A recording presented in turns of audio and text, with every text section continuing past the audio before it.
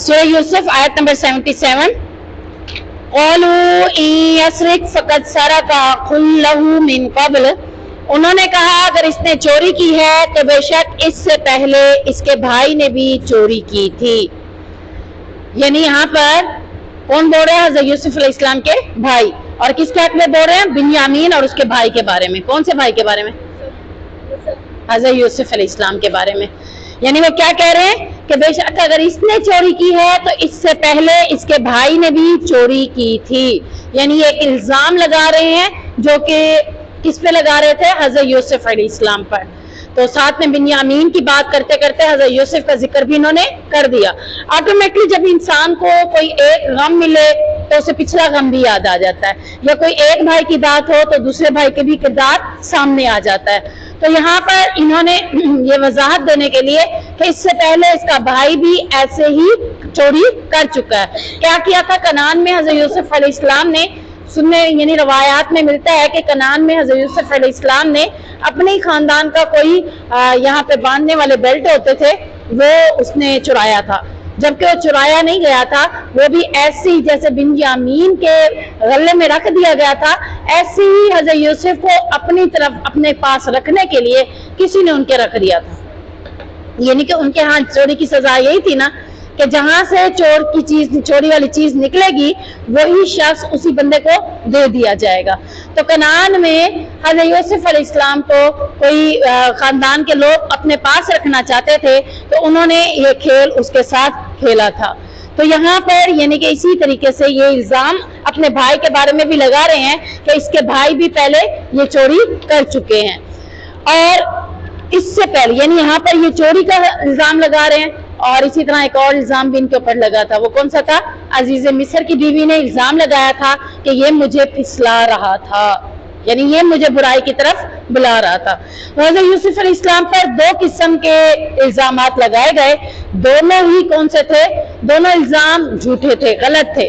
اور دونوں الزام میں فرق کیا تھا کہ جب عزیز مصر کی بیوی نے الزام لگایا تھا اس وقت حضرت یوسف علیہ السلام غلام تھے, اور جب حضرت یوسف علیہ السلام پر الزام لگانے کے لیے یعنی بات بتائی جا رہی ہے کہ اس کا بھائی بھی پہلے چوری کر چکا ہے, تو یہ الزام جو حضرت یوسف پر لگایا جا رہا ہے تو یہ الزام لگاتے وقت حضرت یوسف علیہ السلام اب کیا ہے؟ وزیر خزانہ. یعنی اس وقت بھی فرق کیا ہے ان دونوں میں؟ غلام ہوتے ہوئے بھی انہوں نے اپنا کردار بالکل نیوٹرل رکھا, کوئی بات نہیں کی. بندہ یہ کہہ سکتا ہے نا کہ ایک بندہ غلام ہے تو زیادہ اسے بولنے کی گنجائش نہیں ہوتی. اب وزیر خزانہ ہو کر تو بول سکتے تھے نا, لیکن ہم دیکھتے ہیں کہ انہوں نے کیا بولا. وزیر خزانہ ہو کر بھی انہوں نے کوئی زیادہ برے الفاظ یا کوئی سخت الفاظ یا کسی قسم کا ان کے ساتھ کوئی بحث مباحثہ نہیں کیا. کیا کہا؟ فَأَسَرَّهَا يُوسُفُ فِي نَفْسِهِ, تو یوسف علیہ السلام نے اپنے دل میں پوشیدہ رکھا, یعنی واضح نہیں کیا, حالانکہ اگر چاہتے تو واضح کر سکتے تھے. وَلَمْ يُبْدِهَا لَهُمْ, اور اسے ظاہر نہ کیا.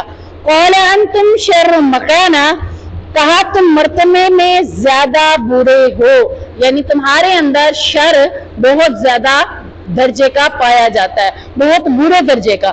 ایک ہوتا ہے نا شر کم, ہم نے پیچھے پڑھا تھا کہ اگر حکمران میں دونوں بندے شر والے ہوں تو پھر ووٹ کس کو دیا جائے گا؟ جس میں شر کم ہوگا. اب یہاں پر کیا کہا جا رہا ہے کہ یوسف علیہ السلام کے بھائی کے اندر برے درجے کے شر پائے جاتے تھے. وہ برے درجے کے شر کیوں کہا جا رہا ہے؟ کیونکہ حضرت یوسف کے معاملے میں بھی انہوں نے برائی کا ارادہ کیا تھا, اور اب بھی حضرت یوسف کو ہی الزام لگا رہے ہیں, دھوکہ اسی کے اوپر دے رہے ہیں, حالانکہ غلطی ان کی اپنی تھی. تو یہاں ہم دیکھتے ہیں کہ ایک انسان کے دل میں یعنی انسان کے اندر کتنے پہلو پائے جاتے ہیں؟ دو قسم کے پہلو پائے جاتے ہیں, ایک خیر کا پہلو اور ایک شر کا پہلو. ہمارے اوپر ہے کہ ہم کون سے پہلو اپنے لیے منتخب کرتے ہیں. یعنی ہمارے کردار میں اگر کوئی بولے تو یہ نہ کہے کہ اس کے اندر تو شر کا پہلو زیادہ پایا جاتا ہے, یہ جہاں بھی بیٹھتی ہے شر ہی پھیلاتی ہے. شر کسے کہتے ہیں؟ فساد. یعنی اگر نند ہیں اگر آپ نند ہیں تو لوگ آپ کے اوپر ہی باتیں بنائیں کہ یہ نند بڑی شر پھیلانے والی ہے, فساد پھیلانے والی ہے. اور اگر آپ بھابھی بن جاتی ہیں تو تب بھی آپ کے اوپر بات آ رہی ہے کہ یہ بھابھی بڑی شر پھیلانے والی ہے. اور اگر آپ بہو بن جاتی ہیں تو تب بھی آپ کے اوپر آ رہا ہے. کیوں؟ کیونکہ آپ کے کردار میں شر پایا جاتا ہے. یعنی نند تھی تو تب بھابھی اگر کہہ دیتی نند بری ہے تو تب آپ کو برا لگتا تھا. اب آپ بھابھی بن کے بھی بری بنی ہے, بہو بن کے بھی بری بنی ہے, ساس بن کے بھی بری بنی ہے, تو شر کس کے اندر ہے؟ آپ کے اپنے اندر ہے.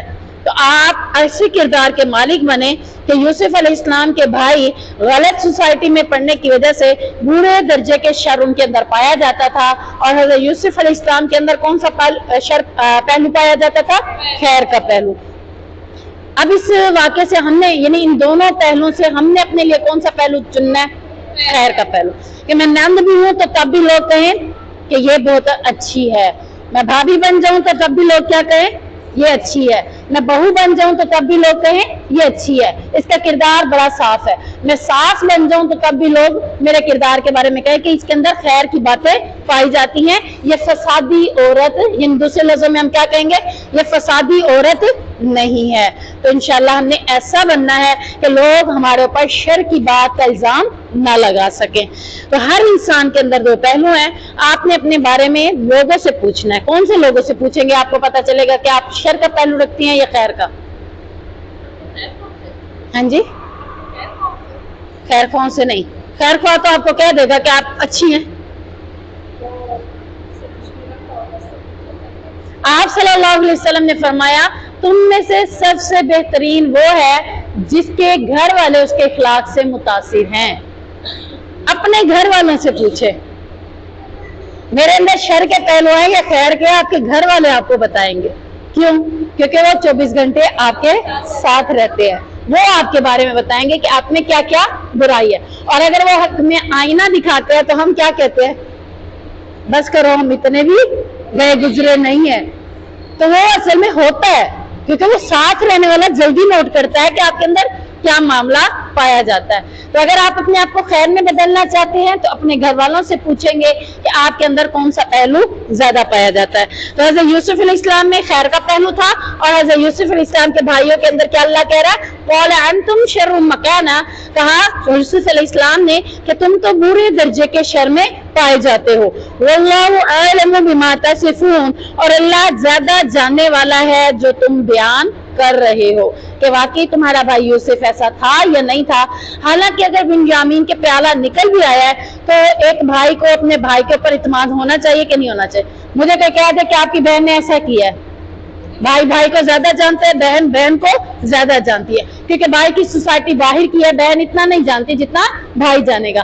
بہن آپ کے ساتھ رہتے ہیں, آپ کے ساتھ ہی رہتی ہے, آپ اپنی بہن کے کردار سے واقف ہیں. کوئی کہہ دیتا ہے آپ کی بہن نے ایسے کیا, آپ کو پتا ہے واقعی کیا ہوگا یا نہیں کیا ہوگا. کیوں؟ کیونکہ آپ اس کے پہلو کو جانتی ہیں کہ اس کے اندر خیر کا پہلو ہے یا شر کا پہلو ہے.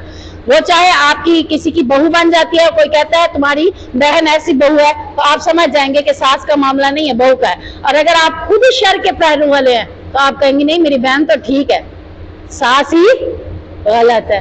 تو آپ بھی کون ہو گئی؟ آپ کے اندر بھی شر کا پہلو نہیں ہے, کیونکہ آپ نے بھی اپنی بہن کے شر کے پہلو کو دیکھا ہی نہیں ہے, کیونکہ آپ دونوں ایک جیسے اخلاق کے. تو یہاں پر یعنی پتہ چل گیا کہ حضرت یوسف علیہ السلام کے بھائی بنیامین نے اگر ان کے گلے سے پیالہ نکلا بھی تھا تو حقیقتاً کیا کہنا چاہیے تھا کہ ہمارا بھائی ایسے نہیں ہو سکتا, کیونکہ انہیں بھائی کے اوپر یقین ہونا چاہیے تھا. لیکن انہوں نے فوراً کہہ دیا کہ اس کا بھائی بھی ایسا تھا, یعنی یہ ہمارا بھائی نہیں ہے, اس کے بھائی بھی ایسا ہے, یہ بھی ایسا ہے, ہم تو بڑے اچھے ہیں. ہاں ہم بڑے اچھے ہیں, یہی غلط ہے. تو کسی کو برا بھلا کہنا, کسی کو غلط کہنا ہمیں زیب نہیں دیتا.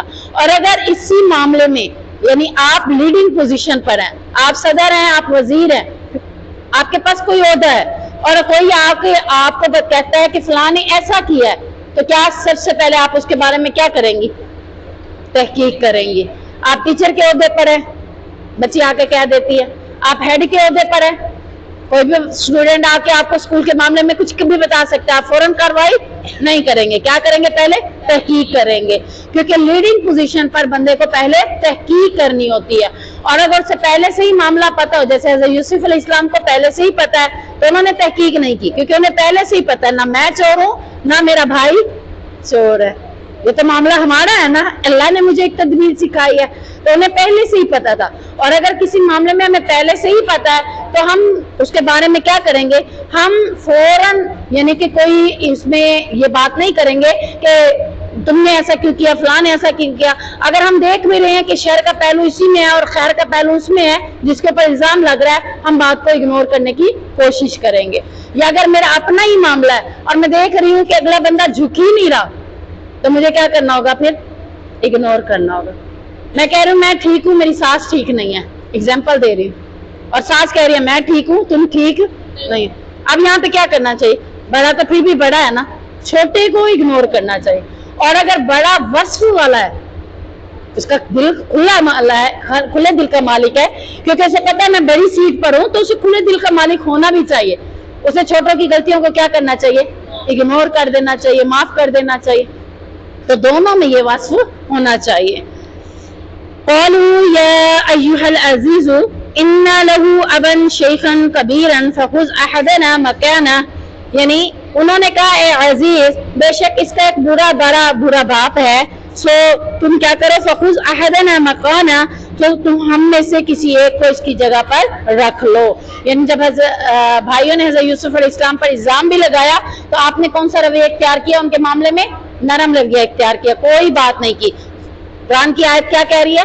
فَأَسَرَّهَا يُوسُفُ نَفْسِهِ، تو اس نے اس کو دل میں چھپا لیا، ظاہر ہی نہیں کیا کہ تم تو غلط کہہ رہے ہو، نہیں وہ ایسا نہیں ہو سکتا یا یہ ایسا نہیں ہو سکتا، بلکہ انہیں کیا کہہ دیا؟ تم برے درجے کے مالک ہو، اللہ تمہارے بارے میں جانتا ہے جو تم کہہ رہے ہو. اب یہاں پر وہ عزیز سے ایک قسم کا اپنا معاملہ کلیئر کر رہے ہیں. کیوں کر رہے ہیں؟ کیونکہ وہ بنیامین کے معاملے میں کیا کر کے آئے تھے؟ پختہ عہد کر کے آئے تھے، اللہ کی قسم کھا کر آئے تھے کہ اب ہم بنیامین کو ضرور لے آئیں گے. اب یہاں پہ معاملہ کیا ہے؟ اور اگر نہ لائے تو وجہ کیا تھی؟ حضرت یعقوب نے رخصت کس بات پہ دی تھی؟ تم سب کو پیش آئے گا تو پھر تو اور معاملہ ہے. اگر تم نے آگے کہا کہ بنیامین نے ایسا کیا تو میں تمہارے معاملے میں، یعنی تم نے پختہ عہد کر رہے ہو تو اس عہد کو توڑنا نہیں ہے. اب معاملہ صرف بنیامین کا تھا، باقی سارے تو نیوٹرل تھے نا. اب انہیں یہ یاد آ رہا ہے کہ ہم تو پختہ عہد کر کے آئے ہیں، تو کہا یوسف علیہ السلام سے معاملہ طے کر رہے ہیں. کیا طے کر رہے ہیں یوسف علیہ السلام سے؟ کہ اس کا باپ بڑا بوڑھا ہے، ایسے کرو اس کی جگہ پر ہم میں سے کسی ایک کو رکھ دو، اس کو چھوڑ دو، اس کو جانے دو. اِنَّا نَرَاكَ مِنَ الْمُحْسِنِينَ، بے شک ہم تجھے احسان کرنے والے سے محسن دیکھتے ہیں. تو یعنی یہ ایک قسم کا اسے یہ کہہ رہے تھے کہ تمہیں ہم شفیق دیکھتے ہیں، محسن دیکھتے ہیں، تمہیں بندہ ہی چاہیے نا، ایک بندہ ہم میں سے کسی کو رکھ لو اور اسے چھوڑ دو. کیونکہ وہ اپنے باپ سے پختہ عہد کر کے آئے تھے اور یہ سارا معاملہ عزیز مصر یعنی وزیر خزانہ کو نہیں بتا سکتے تھے کہ ہم پہلے یوسف کا معاملہ ایسے کر چکے، اب یہ بھی کر چکے. تو صرف اتنا کہا کہ اس کا بوڑھا باپ ہے، تم ایسے کرو اسے نہ رکھو، اس کے بجائے ہم میں سے کسی ایک کو رکھ دو. اب یہاں پر یعنی حضرت بنیامین کے معاملے میں وہ یہ سب سے پہلا مشورہ یعنی آپس میں کرنے کے بعد انہوں نے یوسف سے مصالحت کی، اور لیکن یوسف علیہ السلام نے جواب کیا دیا؟ قال معاذ اللہ، کہا اللہ کی پناہ، یعنی غلطی کسی نے کی اور میں کسی کو پکڑ لوں، یہ تو نہیں ہو سکتا نا.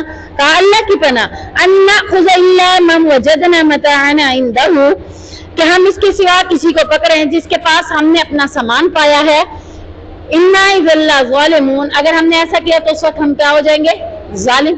لوگ کہیں گے غلطی کسی کی تھی، پکڑ کسی کو لیا، تو ہم ظالم نہیں ہو سکتے، میں ظالم نہیں بن سکتا. یعنی نیوٹرل جواب دے دیا، میں تمہاری بات نہیں مانتا. تم چاہے کہہ رہے محسنین ہے، یہ ہے وہ ہے، لیکن میرا معاملہ کیا ہے کہ لوگ میرے کردار پر بات کریں گے جیسے بھئی اس کو پکڑنے کی بجائے اس کو پکڑ لیا اور اس کو چھوڑ دیا، غلطی اس کی تھی، گناہ اس کا تھا، یعنی سزا اس کو ملنی چاہیے تھی، کسی اور کو ملنا ظالم ظلم کرنا کے برابر ہے. سو میں ایسا نہیں کرتا، جس کا قصور ہے اسی کو ہی سزا دوں گا. فَلَمَّا اسْتَيْأَسُوا مِنْهُ خَلَصُوا نَجِيًّا، پھر جب وہ اس سے بالکل نا امید ہو گئے، حضرت یوسف علیہ السلام سے بالکل نا امید ہو گئے کہ انہوں نے نہیں چھوڑنا، تو کیا کہا؟ قَالَ كَبِيرُهُمْ أَلَمْ تَعْلَمُوا أَنَّ أَبَاكُمْ، تو آپس میں مشورہ کرتے ہوئے خلصوا نجیہ، آپس میں مشورہ کرتے ہوئے الگ تھلگ جا بیٹھے. ان میں سے ایک بڑے نے کہا کیا تم نے نہیں جانا کہ تمہارا باپ تم سے اللہ کا عہد لے چکا ہے؟ قد اخذ علیکم موثقا من اللہ، اللہ کا عہد لے چکا ہے، ومن قبل، اور اس سے پہلے، ما فرطتم فی یوسف، تم نے یوسف کے بارے میں بھی کوتاہی کی تھی، یعنی اس وقت عہد تو نہیں کیا تھا، لیکن حضرت یعقوب علیہ السلام نے کیا کہا تھا، بھیڑیے کھا جائیں گے میں نہیں بھیجتا، لیکن تم نے کوتاہی کر کے تم نے معاملات یہ کر دیا، اب تم نے پختہ عہد کیا ہے، اب کیسے جا سکتے ہیں ہم آپ کے پاس؟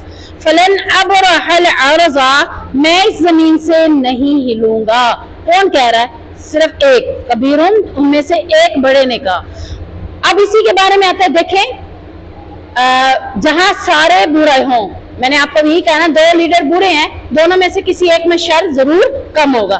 اب 10 بھائی تھے، 10 بھائی شر والے تھے، لیکن ان 10 بھائیوں میں پہلے بھی کس نے کہا تھا کہ یوسف کو قتل نہ کرو؟ مفسرین کہتے ہیں کہ یہ وہی شخص تھا، یعنی یہ وہی بھائی تھا جس نے پہلے بھی کہا تھا کہ قتل نہ کرو۔ شر اس میں بھی تھا، لیکن اس میں شر کتنا تھا؟ تھوڑے درجے کا، کم تھا، اس لیے اس نے اسے قتل کرنے کے بجائے کیا کہا تھا؟ کنویں میں ہی ڈال دو یا اس کو نظروں سے دور کر دو۔ اب بھی انہی میں سے ایک، یعنی مفسرین کہتے ہیں وہی ہو سکتا ہے جس کو اللہ نے پہلے بھی عقل دی ہوئی تھی اور اب بھی دی، کیونکہ وہ شر میں تھوڑا کم سوچ کا مالک تھا، شر میں۔ تو اب بھی وہ کیا کہہ رہا ہے کہ تم نے اپنے باپ سے عہد کیا ہے اور یوسف کے معاملے میں کوتاہی کی ہے، تو بس میں تو اب اس زمین سے نہیں ہلوں گا، حتی یأذن لی ابی، یہاں تک کہ میرا باپ مجھے اجازت دے، اور یحکم اللہ لی، یا اللہ میرے لیے فیصلہ کر دے، وہو خیر الحاکمین، بے شک وہ تو سب سے بہتر فیصلہ کرنے والوں میں سے ہے۔ یعنی اصل میں وہ یہ کہنا چاہ رہے تھے کہ آپ ایسا کرو، سارے چلے جاؤ، میں نہیں جاتا، تم سارے جا کر یہ معاملہ بتاؤ تو ایسے ایسے معاملہ ہوا ہے، اور اگر میرا باپ میرے بارے میں حکم کرے گا تو میں مصر سے واپس کنعان آؤں گا، اگر باپ نہیں کرتا تو پھر شاید کہ اللہ میرے بارے میں کوئی فیصلہ کر دے، ہو سکتا ہے اللہ کا فیصلہ میرے حق میں بہتر ہو، میں اس زمین سے ہلنے والا نہیں ہوں۔ ارجعوا، لوٹ جاؤ، الی ابیکم، اپنے باپ کی طرف، فقولوا یا ابانا، پس اسے کہو اے ہمارے باپ، ان ابنک سرق، بے شک تیرے بیٹے نے چوری کی ہے، وما شہدنا، اور ہم نے شہادت نہیں دی، الا بما علمنا، مگر اتنی اس کے مطابق جو ہم نے جانا، یعنی ہم نے جو اللہ کی پختہ قسم کھا کر شہادت گواہی دی تھی کہ ہم اسے ضرور لے کر آئیں گے، تو ہمارے علم میں یہ بات نہیں تھی کہ یہ چوری کرے گا وہاں جا کے، یعنی ہمارے علم میں یہ بات نہیں تھی۔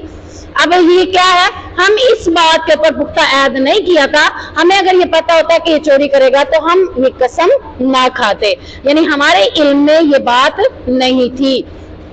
کیا کہہ رہے ہیں؟ وما كنا للغیب حافظین، اور ہم غیب کی حفاظت کرنے والے نہ تھے، یعنی ہمیں نہیں پتا تھا کہ غیب میں ایسی باتیں لکھی ہوئی ہیں، ایسا یہ ہو جائے گا حادثہ، ورنہ ہم اللہ کی پختہ قسم نہ کھاتے۔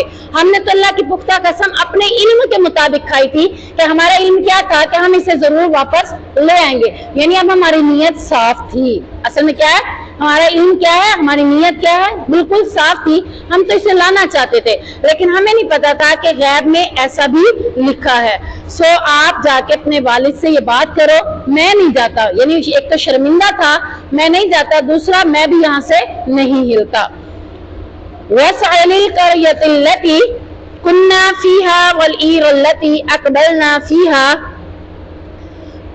اب مزید کیا کہا، اس بستی سے پوچھ لو جس میں ہم تھے، یعنی مصر کے لوگوں سے جا کر پوچھ لو کہ واقعتاً ہم اس بات میں جھوٹ نہیں بول رہے کہ واقعی بنیامین نے چوری کی ہے تو اسی وجہ سے اس کو رکھ لیا گیا۔ یا پھر دوسرے معاملے میں کیا کرو، وَالْعِيرِ الَّتِي، قافلے والوں سے پوچھو، یعنی حضرت یوسف کے بیٹے، حضرت یعقوب کے بیٹے اکیلے نہیں گئے تھے، کنعان میں اور بھی قوم رہتی تھی، اور بھی لوگ رہتے تھے، وہ سارے قافلے کی صورت میں گئے تھے۔ تم ان کنعانیوں سے ہی یا تو پوچھ لو کہ واقعتاً اب کے حادثہ ہو چکا ہے ایسا، وَإِنَّا لَصَادِقُونَ، ہم بلا شبہ اس بات میں سچے ہیں۔ اب یہاں پہ دیکھیں کہ جب ہم سیدھی بات کر رہے ہیں، یعنی اب ان کی نیت کیا تھی، سیدھی بات کرنا، اب یہ جھوٹ نہیں بولنا چاہ رہے تھے۔ جب ہم سیدھی بات کرتے ہیں تو قرآن ہمیں دلیل کیا دیتا ہے اس بات کے اوپر کہ اللہ ہمیں کتنی چیزیں دے گا، یعنی آپ کو میں نے بتایا تھا کہ قرآن میں ہر بات کی دلیل موجود ہے۔ آپ کسی کو کہتے ہیں کہ سیدھی سیدھی بات کیا کرو، سچ بولا کرو، وہ کہے گا اس کا کیا فائدہ ہوگا، تو آپ دلیل کہاں سے دیں گے؟ یہ دلیل ملتی ہے 22ویں سپارے کے اندر، وَقُولُوا قَوْلًا سَدِيدًا، کہ جب بھی تم بات کرو سیدھی بات کرو۔ اس کے بعد اللہ کیا دے گا تمہیں؟ یُصْلِحْ لَكُمْ أَعْمَالَكُمْ، اللہ تمہارے اعمال کو سنوار دے گا، یعنی مستقبل میں جو آپ کے معاملات ہیں اس کو کون سنوار دے گا؟ اللہ ان کو سنوار دے گا۔ کیوں سنوارے گا؟ کیونکہ آپ سچ بول رہے ہیں، سیدھی بات کر رہے ہیں، ہیر پھیر نہیں کر رہے، غلط بیانی نہیں کرتے۔ جب آپ سچ بولیں گے تو آپ کے معاملات میں مستقبل میں جتنے بھی معاملات خراب ہونے کا خدشہ ہے ان کو کون سنوارے گا؟ اللہ سنوار دے گا۔ یہ پہلی چیز ہے جو آپ کو سیدھی بات کرنے کے مقابلے میں مل رہی ہے۔ اب آیت میں مزید دیکھتے ہیں، یُصْلِحْ لَكُمْ أَعْمَالَكُمْ وَيَغْفِرْ لَكُمْ ذُنُوبَكُمْ، یہ 22ویں سپارے کی آیات ہیں۔ پھر اللہ کیا کہہ رہا ہے؟ وَيَغْفِرْ لَكُمْ ذُنُوبَكُمْ، میں تمہارے گناہوں کو بخش دوں گا۔ یعنی جب تم نے سیدھی بات کرنے کا ارادہ کر بھی لیا ہے تو اب تمہارے اگلے عمل بھی سنور جائیں گے اور پچھلے گناہ بھی معاف ہو جائیں گے۔ حضرت یوسف علیہ السلام کے بھائی اب کیا کر رہے ہیں؟ سیدھی بات کرنے کی کوشش کر رہے ہیں۔ تو سیدھی بات کرنے کے معاملے میں اب آگے ان کا مستقبل کیا ہو جائے گا؟ بہتر ہو جائے گا۔ اور جو پچھلے گناہ تھے حضرت یوسف کے معاملے میں یا پھر اس سے علاوہ جو گناہ کیے تھے، انہوں نے خود ہی کہا تھا نا کہ اب ہم یوسف کے ساتھ ایسا گناہ کر لیتے ہیں، اس کے بعد ہم کیا کریں گے؟ نیکوکار بن جائیں گے، کہا تھا نا، ہم اس کے بعد نیکوکار بن جائیں گے۔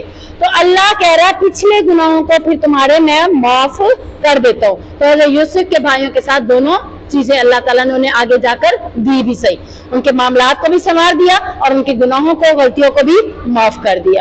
تو اب زندگی کے اندر جب ہم سیدھی بات کریں گے، سچی بات کریں گے، دیکھیں جھوٹ کے پیچھے کتنے جھوٹ بولنے پڑے تھے انہیں، جب انہوں نے کہا بھیڑیا کھا گیا، کتنے جھوٹ بولے۔ اب سیدھی بات کر رہے ہیں، اب سیدھی بات کرنے کے ساتھ کیا کہہ رہے ہیں؟ تم چاہے قافلے والے سے پوچھ لو، چاہے تم مصر کے لوگوں کے پاس جا کر پوچھ لو، واقعتاً بنیامین نے ایسا کیا ہے، اب کے بعد ہم سچ بول رہے ہیں۔ تو یہ معاملہ یعنی باپ سے جا کر تم ساری باتیں کرو۔ اصل میں باپ سے یہ جو باتیں ہیں یہ کیا تھا؟ یہ بھائیوں کا آپس میں مشورہ تھا، دونوں مشورے تھے کہ تم جا کر باپ سے ایسے کہو کہ ہم نے اس بات کے اوپر شہادت نہیں دی تھی، گواہی نہیں دی تھی، پختہ قسم نہیں کھائی تھی، اب وہ اس نے خود ہی چوری کر دی، ہم غیب میں نہیں جانتے تھے، سو اب یہ معاملہ ہمارا نہیں ہے۔ اور دوسری بات کیا کرو، اگر تمہیں ہماری بات کے اوپر یقین نہیں ہے تو پھر قافلے والوں سے پوچھو یا مصر والوں سے پوچھو، ہم اب اس معاملے میں بڑی ذمہ ہیں۔ اب اگر ہم اپنی برائی کو بدلنا چاہ رہے ہیں تو کیسے بدلیں گے؟ ان الحسنات یذہبن السیئات، یہ بھی دلیل دیتا ہے قرآن۔ یعنی آپ دیکھیں قرآن کی وہ گہرائی سے، غور و فکر سے جب پڑھیں گے، تدبر سے پڑھیں گے تو آپ کو اس کے اندر ہر دلیل مل جائے گی۔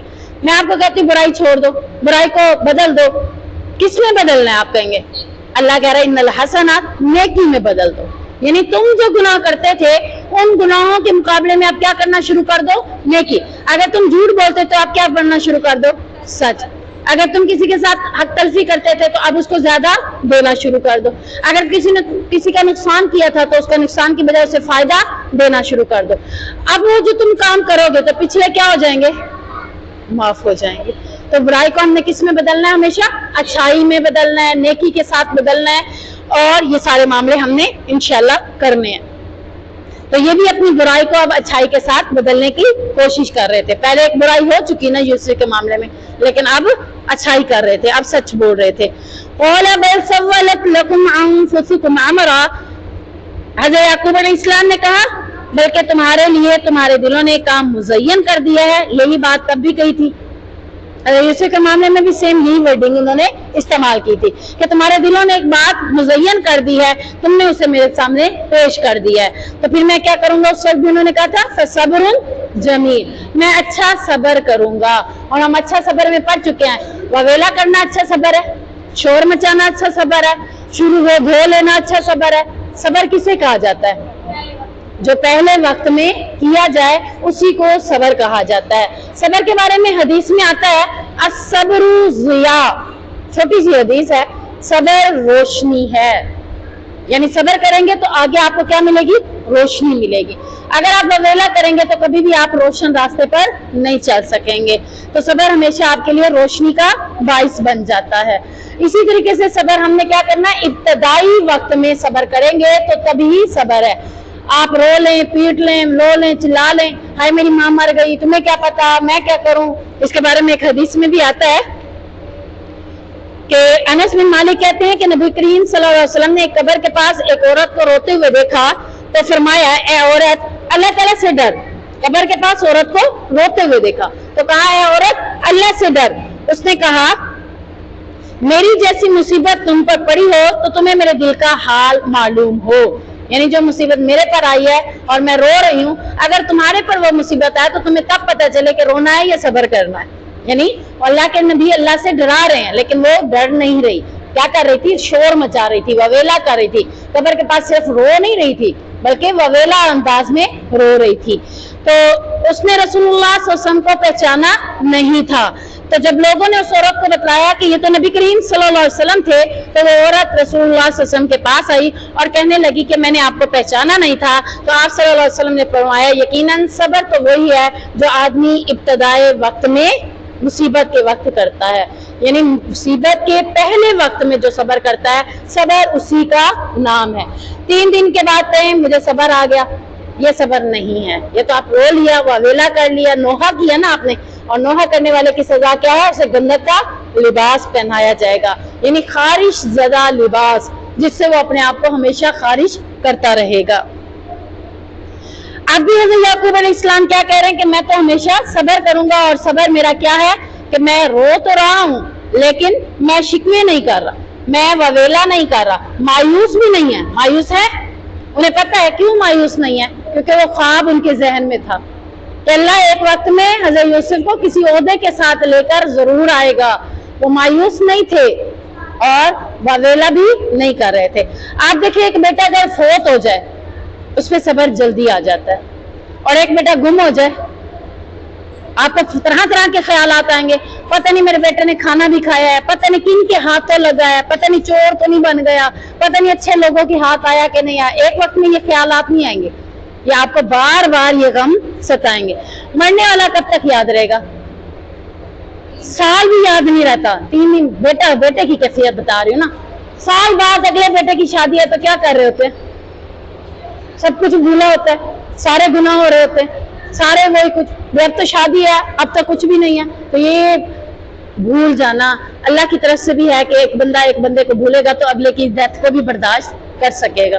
اور دوسری بات یہ ہے کہ سو کتنے دنوں کا ہے؟ صرف 3 دنوں کا. 3 دن سے زیادہ سو کرنا منع ہے. عسى الله ان يأتيني بهم جميعا, تو انہوں نے کیا کہا؟ امید ہے کہ اللہ ان سب کو میرے پاس لے آئے گا. یعنی اب آپ دیکھیں کہ یہ بات کیوں کر رہے ہیں. کتنے لوگ رہ گئے؟ اب کتنے لوگ نہیں آئے تھے باپ کے پاس؟ 3 لوگ. کون کون سے 3 ہو گئے تھے؟ حضرت یوسف, حضرت بنیامین, اور ایک وہ بڑا جس نے مشورہ دیا تھا کہ میں نہیں جاتا. آپ کو پتہ ہے قرآن میں ایک آیت ہے وہ ہمیں تسلی دیتی ہے. کس بات کی؟ ان مع العسر, جب تنگی زیادہ بڑھ جائے تو اس کے بعد کیا آتی ہے؟ اب تنگی زیادہ بڑھ گئی کہ نہیں بڑھ گئی؟ ایک تھا اب 3 ہو گئے. اب انہیں یقین کیا آیا کہ اب اللہ تینوں کو لے آئے گا. اب وقت قریب ہے, تنگی بڑھ گئی ہے, مشکل بڑھ گئی ہے, اب آسانی بھی قریب ہے. تو آپ ہمیشہ یہ دیکھیں کہ جب بھی آپ کے اوپر مصیبت کا گھیراؤ زیادہ آ جائے, مشکلات ادھر ادھر سے آنا شروع ہو جائیں, ہم کیا کہتے ہیں؟ ہم تو گھبرا جاتے ہیں, میرا ہی گھر دیکھا تھا. نہیں, آپ کو فوراً یہ ذہن میں فٹ آ جائے, مع العسر, اب یہ تنگی آ گئی نا بہت زیادہ, اب یہ مشکل آ گئی ہے بہت زیادہ, اب اس کے ساتھ میرے لیے کیا آنے والی ہے؟ آسانی آنے والی ہے. اور وہ انسانی اللہ تعالیٰ دکھا بھی دیتا ہے. سم ٹائم آپ کسی سے بہت زیادہ دل برداشتہ ہو جاتے ہیں, ٹھیک ہے, وہ آپ کو اتنا غم یا اتنی تکلیف میں مبتلا کر دیتا ہے, کچھ باتیں, کچھ انداز, کچھ لوگ, ٹھیک ہے, آپ کو وہ غم اتنا گہرا لگتا ہے. تو اس غم میں آپ اگر اپنے آپ کو اپنے رب کے قریب کر لیتی ہیں تو یہ تو اللہ کی طرف سے آپ کو وہ غم ملا اس لیے تھا کہ اللہ چاہتا تھا یہ بندی میرے قریب ہو جائے. اور اگر آپ اس غم میں اللہ سے دور ہو جاتی ہیں تو وہ غم آپ کے لیے آزمائش تھا, جس میں آپ اپنے رب کے قریب نہ ہو سکیں. تو غم کس لیے آتا ہے؟ رب کے ساتھ تعلق جوڑنے کے لیے بھی آتا ہے. تو یہ سب سے بڑی خوشخبری ہے کہ نہیں ہے کہ آپ ویسے آپ نمازیں پڑھ رہے ہیں لیکن جب غم آیا تو نفل پڑھنے شروع کر دیے. غم آیا تو تہجد بھی پڑھی جا رہی ہے. غم آیا تو آپ دعائیں لمبی لمبی کر رہے ہیں, رو رہے ہیں, اپنے آنسو اللہ کے آگے بہا رہے ہیں. تو یہ کیفیت تو اللہ کو بڑی پسند ہے نا. تو ہو سکتا ہے اللہ آپ کو قریب کرنے کے لیے, آپ کو یہ آسانی دینے کے لیے یہ غم کا وقت آپ کے پاس اوپر لے آیا ہے. اب کہہ رہے ہیں کہ سارے کے سارے مجھے امید ہے کہ میرے پاس جمیعاً سارے آئیں گے. اب ایک نہیں آئے گا, اب سارے آئیں گے. انہو هو العلیم الحکیم, یقیناً وہی سب کچھ جاننے والا اور کمال حکمت والا ہے. اب ہم یہ بھی نہیں کہہ سکتے کہ حضرت یعقوب علیہ السلام کو غیب کا علم تھا. کچھ لوگ یہاں یہی سے یعنی کہ جو فرقے بنتے ہیں نا تو انہی باتوں سے فرقے نکلتے ہیں. وہ کہتے ہیں دیکھا ہے حضرت یعقوب کو پتا ہے کہ اب تینوں آئیں گے, انہیں غیب کا علم. ہاں وہ اس بات کے اوپر تھوڑا کہہ رہے ہیں, دیکھیں سوچنے کی سمجھنے کی صلاحیت غلط ہو گئی نا ان کی. اب یہاں پہ وہ کس چیز کے اوپر سوچ رہے ہیں کہ جب غم زیادہ آتا ہے تو پھر آسانی بھی آ جاتی ہے.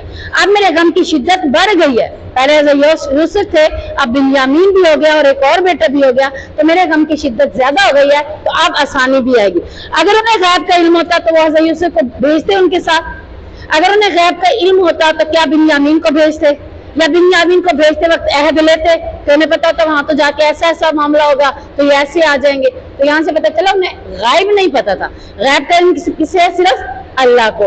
جو کہے کہ نبی کریم صلی اللہ علیہ وسلم کو غیب کا علم ہے وہ بھی جھوٹ بول رہا ہے. جو کہے کہ کسی اور نبی کو غیب کا علم تھا تو وہ بھی جھوٹ بول رہا ہے, کیونکہ اللہ کے پاس یہ علم ہے. کیونکہ اللہ کہتا ہے ان اللہ یعلم غیب السماوات والارض. یہ اللہ تبارک و تعالیٰ نے یہاں بھی آیت, یعنی کہ یہ آیت جو میں نے پڑھی یہ بھی ہے سورۃ لقمان کے اندر بھی آیت ہے کہ اللہ کہتا ہے غیب آسمانوں اور زمین کا کون جانتا ہے؟ صرف اللہ تعالیٰ. وَتَوَلَّى عَنْهُمْ وَقَالَ يَا أَسَفَ عَلَى يُوسُفَ وَابْيَضَّتْ عَيْنَاهُ مِنَ الْحُزْنِ فَهُوَ كَظِيمٌ, اور وہ ان سے واپس پھرا اور اس نے کہا ہائے میرا غم یوسف پر. غم کون ہوا ہے اس وقت کون غم ہوا ہے؟ اس وقت تو بنیامین دور ہوا ہے نا. تو بنیامین کو یاد کرنے کے بجائے دوسرے کو کیوں یاد کر رہا ہے؟ یوسف کو ان کا غم زیادہ تھا اور ان کے دل کو تکلیف تھی. میں نے بھی آپ کو بتایا ہے کہ جب ایک کچھ کرتا ہے تو پچھلا آٹومیٹکلی یاد آ جاتا ہے. جب ایک غم آتا ہے نا, اب ایک غم کیا ہے, بنیامین بھی دور ہو گیا, تو بنیامین کی دوری کے ساتھ فوراً پچھلا غم کیا یاد آ گیا؟ یوسف علیہ السلام کا, یعنی آٹومیٹک. اب میں آپ کو ایک ایگزامپل دیتی ہوں. میاں بیوی کے اکثر بحث مباحثہ ہوتا رہتا ہے, یہ زندگی کا اصول ہے. یہ نہیں ہے کہ کوئی اتنا میاں بیوی چاہے جتنے نیکوکار ہوں تو ہو جاتی ہے, ٹھیک ہے, انبن. اب ایک بار میں ایک بات ہوئی, اگلی بار میں اور بات ہوئی, تو اگلی بار جو بات ہوئی پچھلی یاد آئی کہ نہیں آئی؟ 10 سال گزر گئے, 10 سال کی یاد آئی. فلاں ٹائم میں اس نے میرے ساتھ ایسا کیا, فلاں ٹائم میں ایسا کیا, فلاں ٹائم میں ایسا کیا. وہ بات تو اب کی ہو رہی ہے, پیچھے کی چلے گئے ہو.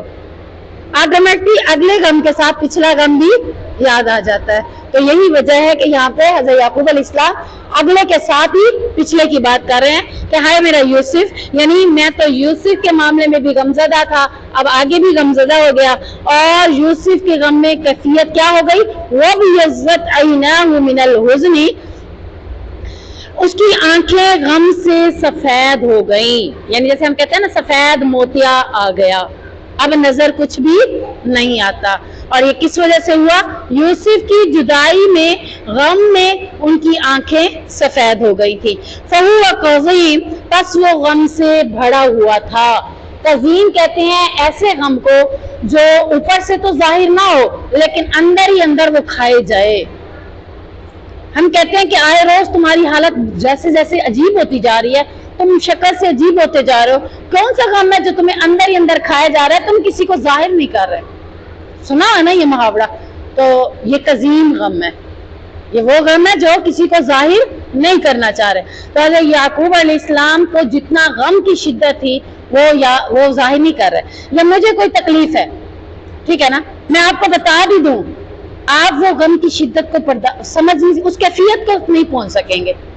اگزامپل دیتی ہوں, فلسطین کے بچے بھوکے ہیں اور بھوک سے ان کی ہڈیاں نظر آنا شروع ہو رہی ہیں. کیفیت یہ ہے کہ کھانا وہاں پر بہت بہت قلت ہو چکی ہے اور وہاں پر لوگ اب بھوک سے مر بھی رہے ہیں. کل میں نے ایک تصویر دیکھی, چھوٹا سا بچہ ہے, ہڈیوں کا بالکل ڈھانچہ بنا پڑا ہے.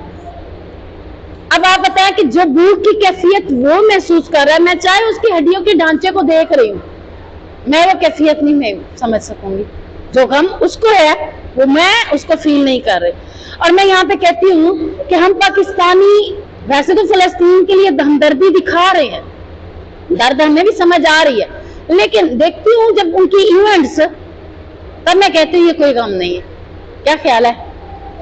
جب آپ کو غم ہو آپ ایونٹ میں خوشی منائیں گے, شادیوں میں کسی فنکشن میں آپ کے گھر میں ہلا گلا ہوگا, آپ کو غم جو ہے آپ کہیں گے مجھے کچھ بھی اچھا, تو آپ ایونٹ سمپل ہو جائیں گے, ہوں گے نا. کسی کے گھر میں ڈیتھ ہوتی ہے, 3 دن کے بعد چوتھے دن بائی چانس شادی پہلے سے ہی رکھی گئی ہے, چلے 3 دن کے بعد نہیں, میں آپ کو 15 دن کے بعد کی مثال دیتی ہوں. شادی گن نہیں گئی, ڈیتھ ہو گئی, 15 دن کے بعد شادی ہے. اب وہ شادی ویسے نہیں کریں گے جیسے انہوں نے پہلے کرنی تھی. کیوں؟ کیونکہ گھر میں ڈیتھ کی وجہ سے غم کی کیفیت ابھی بھی موجود ہے. تو جب فلسطینیوں کا درد اتنا زیادہ ہے تو کیا ہم پاکستانی اپنا پیسہ ایونٹس کے اوپر خرچ کریں گے؟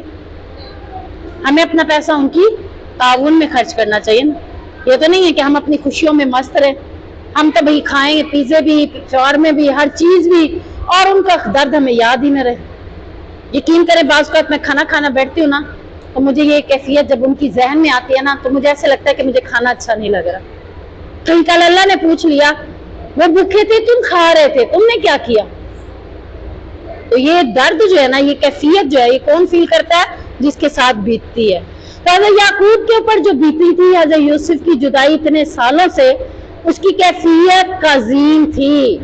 اندر ہی اندر وہ درد غم انہیں کھائے جا رہا تھا, یہاں تک کہ ان کی آنکھیں اس غم کی وجہ سے سفید ہو گئی, اور وہ کسی کے اوپر وہ غم اتنا ظاہر, لوگوں کے سامنے جب یوسف کو ذکر کرتے لوگ دیوانہ مجنون باتیں کرتے, لیکن وہ غم کی کیفیت سامنے نہ لا سکے. لیکن لوگ دیکھ کر سمجھ جاتے تھے کہ یہ تو سٹھیا گیا ہے, یہاں تک لفظ گئے تھے, یہ تو ہر وقت یوسف یوسف کہتا ہے, آگے یہی لفظ اگلی آیت میں آ بھی رہے ہیں. قالوا تاللہ تفتؤ, انہوں نے کہا اللہ کی قسم, تذکر یوسفا, تو ہمیشہ یوسف کو ہی یاد کرتا رہے گا. یعنی جیسے انہوں نے کہا ہائے میرا یوسف, تو انہوں نے فوراً کیا کہا بھائیوں نے کہ اللہ کی قسم تو ہمیشہ یوسف کو ہی یاد کرتا رہے گا, حتی تکونا, یہاں تک کہ تو ہو جائے, حرزن, گھل کر مرنے کے قریب, او تکونا من الحالکین, یا ہلاک ہونے والوں میں سے ہو جائے. یعنی تیری یوسف کے معاملے میں شدت غم اتنا ہے کہ ہو سکتا ہے کہ تو گھل گھل کر اس کی شدت میں مر جائے یا پھر ہلاک ہونے والے میں سے ہو جائے.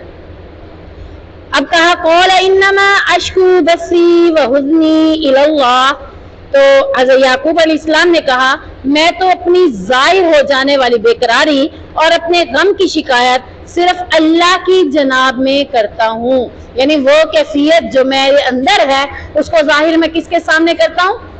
اللہ کے سامنے. تو یہاں سے ہمیں ایک سبق مل رہا ہے کہ جب بھی غم آئے, تکلیف آئے, تو ہم نے اللہ کے سامنے رکھنی ہے. اپنی کیفیت کو کس کے سامنے رکھنا ہے؟ فون اٹھا کے امی کو نہیں بتانا. میکے میں فون کر رہی ہیں بچیاں, آپ کو پتا ہے میری ساس نے آج کیا کیا, آپ کو پتا ہے میری دیورانی نے آج کیا کیا. تو غم آیا تو کس کے ساتھ رجوع کرنا ہے؟ اللہ سے کال ملا ہے. اللہ سے کال کیسے ملے گی؟ نماز کے ساتھ.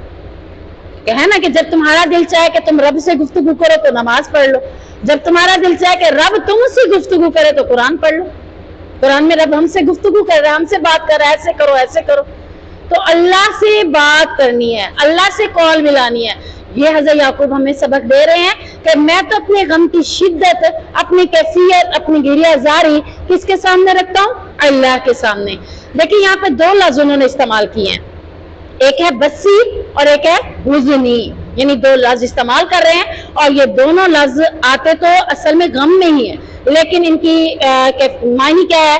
بسی کہتے ہیں بے قراری کو، یعنی یہ وہ غم ہے جس میں انسان بے چین ہوتا ہے، بے قرار ہوتا ہے، اور حزنی کہتے ہیں ایسے غم کو جو اوپر سے تو مسکرا رہا ہوتا ہے لیکن اندر سے وہ رو رہا ہوتا ہے۔ یعنی آپ بہت سے لوگوں کو دیکھتے ہیں تو وہ بہت زیادہ ہنسوا رہے ہوتے ہیں، ضروری نہیں کہ وہ بہت زیادہ خوش ہوگا، اندر سے سب سے زیادہ غم بھی اسی کو ہوتا ہے، اوپر سے ہنس رہا ہے اور اندر سے غم ہے۔ یعنی ان میں فرق کیا ہے؟ ان میں فرق یہ ہے کہ بسی وہ غم ہے جو ظاہر ہو جاتا ہے آنسو سے، اور حزنی وہ غم ہے جو مسکراتا تو ہے لیکن اندر ہی اندر غم رہ جاتا ہے۔ تو کیا اگر ہم اپنے غم کو آنسوؤں سے ظاہر کرنا چاہیں تو کیا ظاہر کر سکتے ہیں؟ غم کی شدت میں اگر میں آنسو بہانا چاہوں تو کیا بہا سکتی ہوں؟ اللہ کے سامنے بہائیں، سم ٹائم لوگوں کے سامنے بھی بہانے پڑ جاتے ہیں غم میں۔ والدہ کی ڈیتھ ہو گئی ہے، بھائی کی ڈیتھ ہو گئی ہے، والد کی ڈیتھ ہو گئی ہے۔ آپ صلی اللہ علیہ وسلم نے جب حضرت ابراہیم کو گود میں ڈیتھ ہوئی تھی، بیٹا تھا نا حضرت ابراہیم، گود کے اندر ڈیتھ ہوئی ہے تو آنسو آنکھوں سے جاری ہو گئے۔ لوگوں نے کہا اللہ کے نبی آپ ہمیں تو منع کرتے ہیں، خود رو رہے ہیں۔ تو کہا کہ یہ شدت غم سے آنسو ہیں، یعنی ہم وہ کہیں گے زبان سے جو رب کہتا ہے، زبان سے ہم غم کا اظہار نہیں کریں گے۔ دل روتا ہے اور اس کی کیفیت آنسو سے نکل رہی ہے، لیکن زبان سے ہم وہی کہیں گے جو اللہ ہمیں کہنے کا حکم دے رہا ہے، اِنَّ لِلَّهِ وَإِنَّا إِلَيْهِ رَاجِعُونَ۔ تو یہ کہوں گا۔ تو یہاں سے پتہ چلتا ہے کہ غم کے وقت آنسو بہائے جا سکتے ہیں، منع نہیں ہے، واویلا نہیں کرنا نا، شور نہیں مچانا نا، زبان سے نہیں کہنا کچھ، شکوے شکایتیں نہیں کرنی، غم میں رویا جا سکتا ہے۔ اور اگر آپ غم میں، یعنی آپ کی والدہ چلی گئی ہے نا، آپ کو وہ بڑی پسند ہے، آپ کا ان کے ساتھ بڑا دل لگتا ہے، اگر وہ والدہ چلی جاتی ہیں تو آپ تقدیر کے فیصلے پر مطمئن ہوں گی یا واویلا کریں گی؟ تقدیر کے فیصلے پر مطمئن۔ آپ میں سے اکثریت یہ ہے کہ جو کہتے ہیں اللہ میں نے تو اس سے، والدہ بیمار ہے، ہاسپٹل ہیں، گھر میں بیمار ہے، اس نے دعا کی یا اللہ مجھ سے میری والدہ نہ لینا، وہ دعا کر رہا ہے اور پھر بھی اللہ نے والدہ کو لے لیا۔ اب اسے کیا کرنا چاہیے تھا؟ تقدیر پر راضی ہونا چاہیے تھا نا۔ وہ یہ نہیں کہے گا اللہ مجھے میری جو پسند کی چیز تھی تم نے چھین لی، اس کی پسند کی چیز ضرور تھی لیکن اللہ اس کے حق میں زیادہ بہتر جانتا ہے کہ وہ اس کے لیے فائدہ مند ہے اب کہ نہیں ہے۔ ایک چیز آپ نے دعا میں مانگی اور آپ کو وہ نہیں ملی تو آپ یہ سمجھ لیں کہ وہ آپ کے حق میں بہتر نہیں ہے۔ اس کے حوالے سے آپ دعا کر لیا کریں۔ کون سی دعا ہے؟ نبی کریم صلی اللہ علیہ وسلم نے فرمایا اگر کسی کام میں نقصان ہو جائے یا کوئی عزیز فوت ہو جائے یا بے چینی ہو یا آپ کی کوئی دعا آپ کی منشا کے مطابق فیصلہ نہ ہو رہا ہو تو آپ اس وقت یہ الفاظ کہیں قدر اللہ وما شاء فعل، کہ جو اللہ نے چاہا وہی میرے لیے لکھ دیا۔ فعل لکھ دیا، اللہ نے میرے لیے جو چاہا وہی لکھ دیا۔ ایک میری چاہت ہے اور ایک رب کی چاہت ہے۔ میری چاہت ہو سکتا ہے میرے حق میں بہتر نہ ہو، رب کی چاہت انشاءاللہ میرے حق میں بہتر ہوگی۔ امید ہے کہ نہیں آپ کو؟ اللہ نے آپ کو آنکھیں دی، اللہ کی چاہت تھی، آپ نے تو نہیں مانگی نا، تو آپ کیسے کہہ سکتے ہیں کہ جو اللہ نے آپ کی تقدیر میں لکھا وہ صحیح نہیں ہے؟ وہ آپ کے لیے بہتر ہے، آپ اس کے اوپر راضی رہیں گے۔ یہ نہیں کہیں گے کہ ہائے میرے پر یہ غم کیوں آ گئی، یہ پریشانیاں کیوں آ گئی، یہ معاملے کیوں آ گئے، تقدیر پر راضی رہیں گے۔ اور اگر آپ کو وہ مشکل لگ رہا ہے تو آپ کیا کریں گی؟ دعا کریں، تقدیر بدل جائے گی۔ دیکھیں ایک شخص کے بارے میں واقعہ ملتا ہے روایات کے اندر کہ ایک شخص کی رزق بہت کم لکھا گیا تھا، اس کو بہت تھوڑا تھوڑا رزق ملتا تھا۔ اس نے حضرت موسیٰ سے کہا تھا کہ دعا کرو اپنے رب سے، کہو کہ میرے حصے کا جتنا بھی رزق ہے نا مجھے ایک ہی بار دے دے، میں پیٹ بھر کے کھانا تو کھا سکوں۔ یعنی بہت تھوڑا رزق ملتا تھا کہ اس سے پیٹ نہیں بھرتا تھا اس کا۔ تو اللہ تعالیٰ نے کہا کہ اس موسیٰ کو کہ اس کے حصے میں ہے رزق کم، اگر میں سے ایک بار دے دوں گا تو پھر اس کا رزق ختم ہو جائے گا۔ اس نے کہا کہو اللہ سے دعا کرو کہ مجھے ایک ہی بار دے دے، میں ایک بار پیٹ بھر کے تو کھا لوں۔ اللہ سے دعا کی، اللہ نے اس کو دے دیا۔ اب اس کے پاس جتنا رزق اس کی قسمت میں لکھا ہوا تھا اس کو ایک ہی بار میں مل گیا۔ اب اس نے کیا کیا؟ کھانے کے بعد سیو نہیں کیا،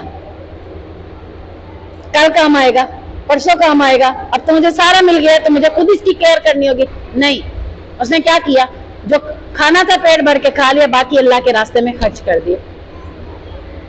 اور آپ کو پتہ ہے جو اللہ کے راستے میں ایک دیتا ہے اللہ اسے کتنا دیتا ہے؟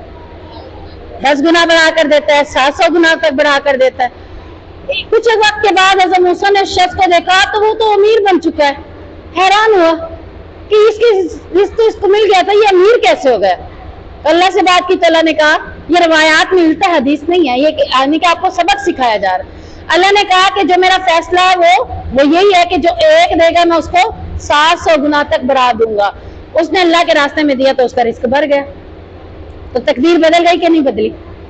آپ کا کوئی ایسا فعل آپ کی تقدیر کو بدل سکتا ہے، سٹیپ آپ نے اٹھانے ہیں۔ اگر آپ سٹیپ نہیں اٹھائیں گی تو تقدیر نہیں بدلی جا سکتی۔ ہاتھ پہ ہاتھ رکھ کے بیٹھ جا، جو میری تقدیر میں ہوگا وہ ملے گا، میں تک نہیں کمانے جاتی۔ سٹیپ اٹھائیں گے تو تقدیر بدلے گی، سٹیپ اٹھائیں انشاءاللہ تو آپ کے بہت سے معاملے آپ کے حق میں بہتر ہو جائیں گے۔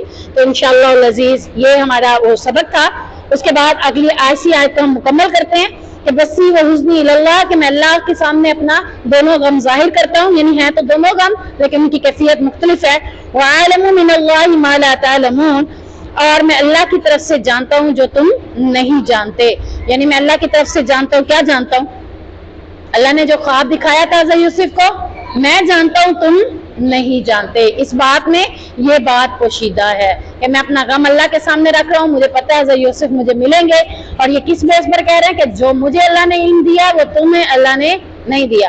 حضرت یوسف کو خواب دکھا کر حضرت یعقوب کو بھی ایک علم دے دیا، تعبیر تو حضرت یعقوب نے علیہ السلام نے کی نا، تو یہی بات وہ اپنے بیٹوں سے کہہ رہے ہیں۔ تو اللہ تعالی ہمیں سمجھنے کی توفیق عطا فرمائے، ہر بات سے ہم سبق حاصل کریں اور اپنی زندگی کو سنواریں۔ سبحانک اللہم و بحمدک، اشہد ان لا الہ الا انت، استغفرک و اتوب الیک۔